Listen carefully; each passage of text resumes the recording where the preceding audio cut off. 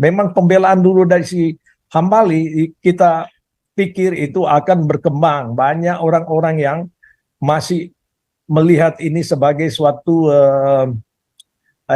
suatu settingan yang harus dibela. Ya termasuk kan Ibu Koni sendiri memberikan banyak sebenarnya komentar-komentar yang positif lah, yang sangat objektif juga.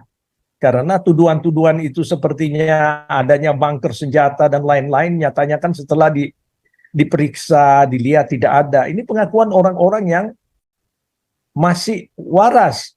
Tapi kok sekarang di penjara itu bagaimana? Ini wah, rusak benar keadaan Indonesia kalau seperti ini. Di mana dong? Jadi diperlakukan sama dengan Alvin Lim. Jadi semuanya yang ditargetkan itu sudah nggak ada cerita lah. Apa salahnya ini dengan sistem pemerintahan di Taliban dan di Iran? Khusus sekarang yang besar kasusnya ini Pak Panji Gumilang. Kok tahunya sudah di penjara? Ini gila ini. Memang iya, itu tragis Pak. Panji Gumilang sampai di penjara itu tragis loh Pak. Sangat tragis Pak. Ya. Wah sudah ngomong Pak Ngabalin, Bu Koni, siapa lagi kemarin itu ya? Ade Armando. Siapa lagi ya? Enggak, Ade Armando nggak ikutan ya.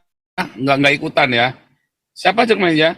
Tetapi Permadi, saya bilang harusnya kalau Cokro TV ikut bicara masih lolos Panji Gumilang. Nggak ikut bicara, kita bicara semua, Ngabalin semuanya. Sampai wah, ya masuklah. Pasti masuk, saya bilang pasti masuk. Ini 70% masuk. Masuk beneran kan? Karena itu udah kebaca, yang begitu mah udah kebaca Pak. Dan itu adalah bentuk kebiadaban Ibu Pertiwi Pak. Yaitu tadi sekali lagi Ibu Pertiwi makan korban Bumi Putra, anaknya kan? Anaknya sendiri. Ya, makanya itu harus dikumpulkan, dimasukkan dalam catatan persekusi kita Pak Santiamer.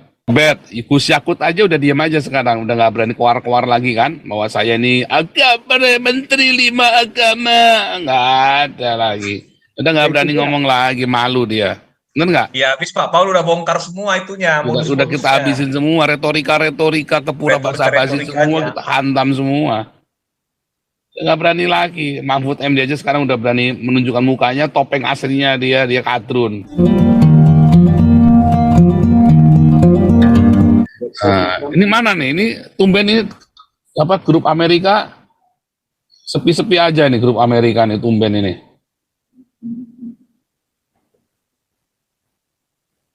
Bentar. Ini Andi Wong Jowo mana ya, Andi Wong Jowo nih ya, tukang pijet ini. Udah lama nggak nongol, 3 hari ya, udah 3 minggu ini ya, seminggu ini ya nggak nongol ya. Kemarin Bung Beta nongol cuma nyawer doang terus udah pergi. Yang 2 hari yang lalu ya, Bung Beta datang cuma nyawer doang tuh Bung Beta. Terus hilang, udah nggak ada ini lagi. Luar biasa. Up lagi, lanjut. Siapa nih? Nah, Pak Robert nih, Pak Robert kasih lewat dulu Pak Robert nih, sesepuh. Pak Robert. Shalom Pak Paul. Shalom Pak Robert. Ya, saya itu mendengar di mana Pak Panji Gumilang ini di penjara Pak. Saya ingin penjara sudah. Jadi mungkin saya itu ketinggalan untuk di-update masalah itu karena kita kan negara hukum Pak ya. Indonesia ini menganut negara hukum sesungguhnya, tidak langsung memenjarakan seseorang tanpa ada bukti yang jelas dan melalui proses, sebenarnya proses panjang kalau masalah Panji Gumilang, kalaupun terbukti. Jadi kan statusnya masih di dalam ya presumption innocent until proven guilty Pak. Jadi dia termasuk sebenarnya yang tidak langsung dipenjarakan begitu. Tapi kok Indonesia ini makin menunjukkan bahwa undang-undangnya harus ditepati sesuai dengan orderan daripada MUI melalui wakil presidennya, melalui Menko Polhukam, dan memakai polisi, dalam hal ini Bareskrim, untuk memenjarakan orang-orang yang memang mereka sudah setting. Nah ini sudah jelas sekali ya Pak. Indonesia ini menjalankan hukum khilafah. Jadi siapa yang mereka targetkan, tidak bisa berdalih dan tidak bisa membela diri. Karena kalau kita pikirkan, Pak Panji Gumilang ini mempunyai banyak anggota ya, baik itu di dalam keanggotaan di dalam jamaah dia, juga dia mempunyai banyak koleha-koleha, termasuk orang-orang sebenarnya yang pernah menduduki posisi-posisi penting di Indonesia. Toh tidak bisa bersuara untuk pembelaan. Nggak bisa, Pak. Ngabalin itu loh, Pak. Sudah belain habis-habisan, Pak. Betul. Saya sangat miris mendengar bahwa kalau kok nggak ada proses yang sebenarnya melalui tahapan-tahapan hukum. Dan ini kan kasus besar. Jadi kelihatan di sini bahwa siapapun yang sudah diorder oleh MUI melalui pentolan mereka yang masih duduk dalam pemerintahan maupun mereka yang sudah tidak duduk dalam pemerintahan tapi tetap berpengaruh dengan adanya uang-uang yang bekas dirampok, uang negara yang merupakan kekuatan untuk menjerumuskan seseorang yang mereka tidak inginkan di negara Ibu Pertiwi ini. Jadi ya memang kembali kepada ketetapan hukum yang memang sengaja diselewengkan dan juga dibiarkan oleh pemerintah yang masih berkuasa pada saat ini, di mana Pak Jokowi tidak pernah memberikan suatu statement untuk ya tidak usah membela, tetapi ini harus melalui proses yang benar. Jadi jangan diperlakukan hanya seperti Ahok dan juga MKC dan Pak Darmawan yang memang mereka di pihak yang sudah disetting oleh MUI dan bekerja sama dengan Bareskrim. Nah, kita melihat ini adalah sesuatu yang memang agak menjengkelkan, Pak ya, karena sebenarnya negara kita ini kan masih ada aturan mainnya. Kan undang-undang dasar kita itu jelas dipatuhi. Dan kalau mereka memang sudah tidak memberlakukan ini, jadi nggak bisa kita melihat dari sisi yang masih ada harapan untuk Indonesia. Karena ini jelas sudah khilafah, Pak. Dan orang yang boleh dibilang satu agama sekalipun, kalau mereka sudah setting tidak sesuai dengan fatwa daripada MUI, dan tidak seturut dengan para penguasa radikal, ya semuanya itu sudah nggak ada harapan. Dan termasuk di sini adalah Pak Jokowi sendiri, karena dengan Islam yang tidak radikal mungkin saya tidak tahu persis sebagai posisi daripada Pak Jokowi dan sebangsanya. Dikala mereka berkuasa, ya mereka yang abu-abu ini akan juga dipangkas dan ditebas. Jadi bagaimana pemerintah melihat ini? Satu-satunya kan harus dilawan. Dilawan ini berdasarkan ya undang-undang dasar kita yang tidak boleh berdasarkan undang-undang syariah.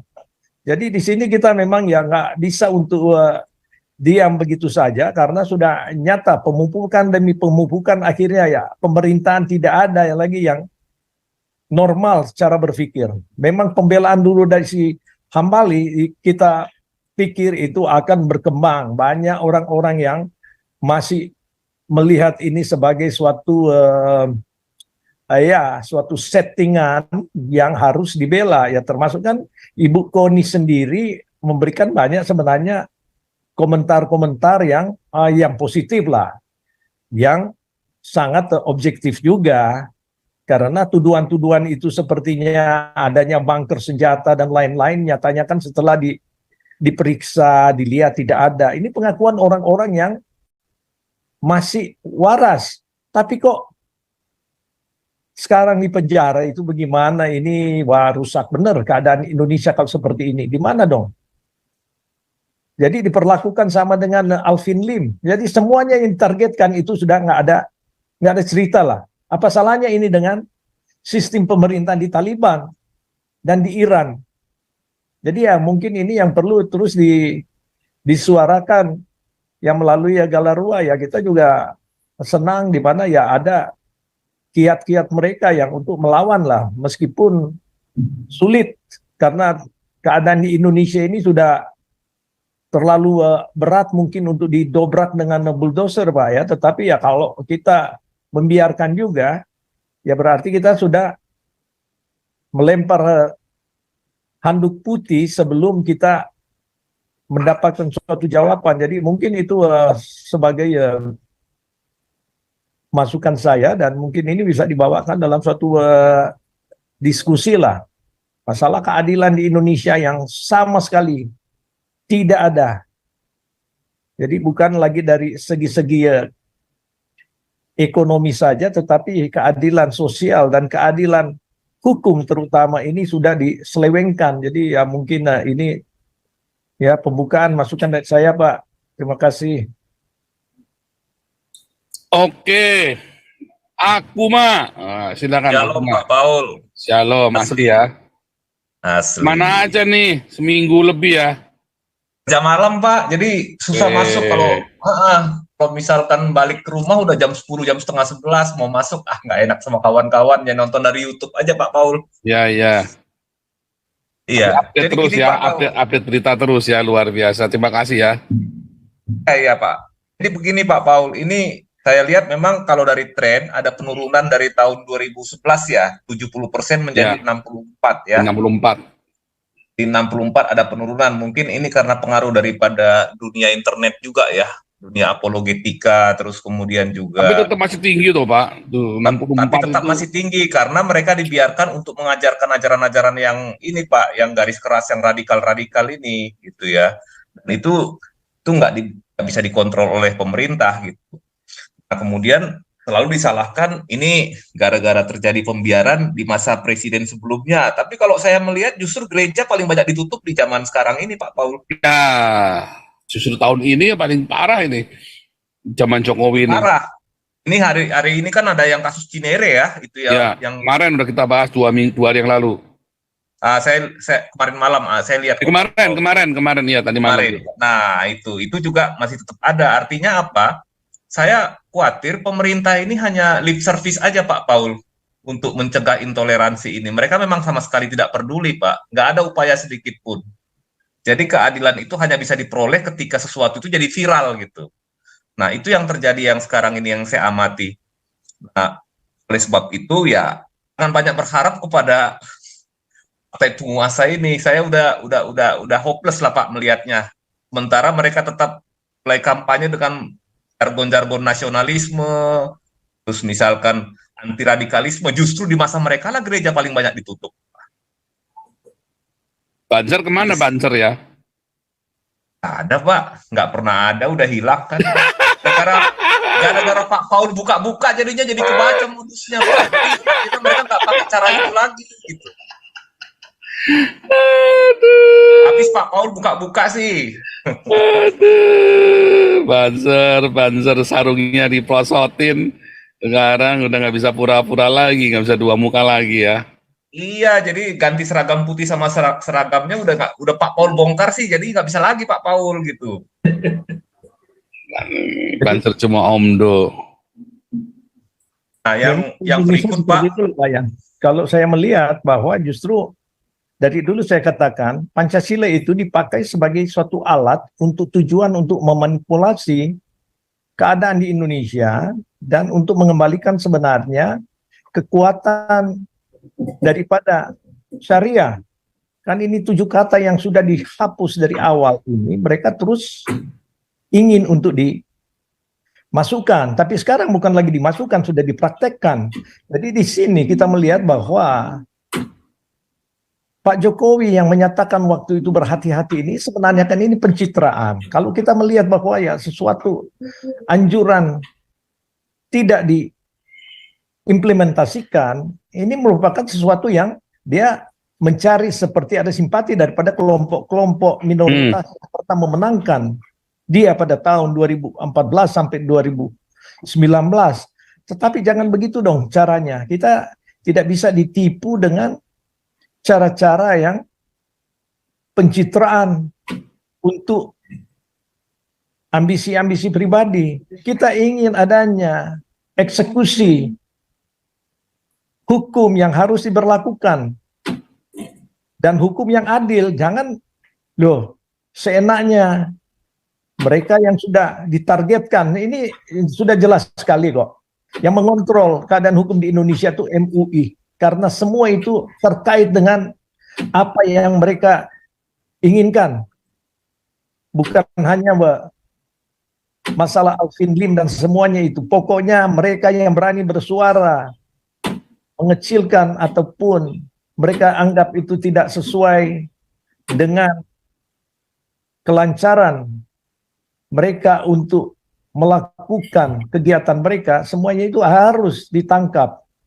Ya secara khusus sekarang yang besar kasusnya ini Pak Panji Gumilang. Kok tahunnya sudah di penjara? Ini gila ini. Memang Iya, itu tragis Pak. Panji Gumilang sampai di penjara itu tragis loh Pak. sangat tragis Pak. Dan lagi satu kan, ini yang saya pernah menganalisa ini, sebenarnya ini adalah perpecahan besar Pak. Karena ya saya yakin juga para petinggi-petinggi yang melihat ini penyelewengan daripada golongan-golongan radikal, pasti mereka memberontak. Cuma sayangnya kok kenapa tidak menunjukkan sikap lah, bahwa ini sudah jelas salah. Jadi presiden itu kan sebagai pelayan masyarakat yang harus mementingkan kepentingan rakyat, bukan kepentingan sekelompok daripada orang-orang yang memberikan dia masukan dan memberi mungkin tunjangan terhadap kedudukan itu. Harus membela rakyat yang dipersekusi. Tapi kenyataannya ya tidak bisa. Dan kawan-kawan yang duduk bersama dengan presiden di dalam seperti Hambali, saya yakin sekali mereka yang juga punya kepentingan untuk negara seperti Ibu Koni, kok sampai dibiarkan begitu saja suara-suara yang jelas mereka menyuarakan sebenarnya. Wah sudah ngomong Pak, Pak Ngabalin, Bu Koni, siapa lagi kemarin itu ya, Ade Armando, siapa lagi Iya. ya? Enggak, Ade Armando nggak ikutan ya, nggak ikutan ya. Siapa aja kemarin ya?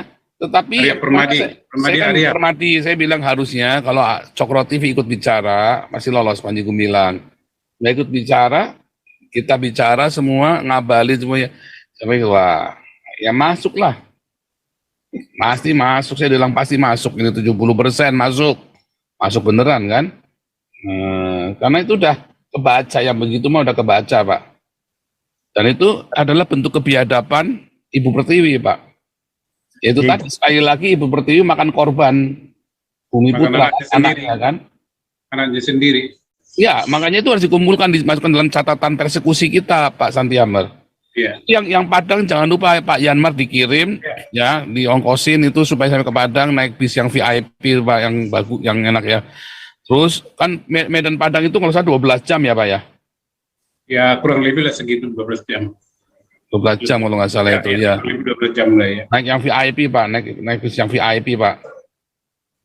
Jadi masalahnya di sini kan Pak, ya kita sayangkan pemerintah ini yang memang sama sekali tidak tegas. Dan kedua, tidak lagi melihat bahwa justru Pancasila ini dipakai oleh kelompok-kelompok radikal untuk memperkuat posisi mereka. Di mana mereka melihat masih ada kelompok-kelompok nasionalis yang mempertahankan kebenaran itu, mereka pakai Pancasila. Jadi istilahnya, ya mereka masuk seperti di kantong-kantong orang-orang atau suatu provinsi yang toleran, untuk menyatakan sepertinya mereka toleran, padahal mereka sama sekali intoleran. Tapi mereka itu mempengaruhi pola pikir mereka untuk mencari simpati. Jadi di sini pemerintah ini harus peka dong melihatnya. Jadi jangan sampai Indonesia ini sudah jelas dikuasai sekarang coba nih Pak Robert, Gus Yakut aja udah diam aja sekarang, udah nggak berani keluar-keluar lagi kan, bahwa saya ini menteri 5 agama, nggak ada lagi, udah nggak berani ngomong lagi, malu dia. Benar nggak? Ya habis Pak Paul udah bongkar semua itunya. Udah kita habisin semua, retorika kepura basa-basi semua kita hantam semua. Nggak berani lagi. Mahfud MD aja sekarang udah berani menunjukkan mukanya, topeng aslinya dia kadrun. Ya kalau Mahfud MD sih tidak bisa kita sangkal dari awal, memang ideologinya itu miring kepada radikal ya. Jadi kita lihat saja bagaimana Pak Saifuddin Ibrahim yang mencoba mengemukakan untuk diteliti kembali 300 ayat. Langsung dia nyatakan bahwa itu telah telah mengakibatkan kericuhan atau apa istilah dia, itu menunjukkan bahwa dia betul-betul Atrut. radikal. Ya, Ya. asli. Ini kasih Supriyadi dulu Pak Supriyadi. Kau bilang kau menang debat, lawan domba yang sesat. Kau bilang banyak yang tobat,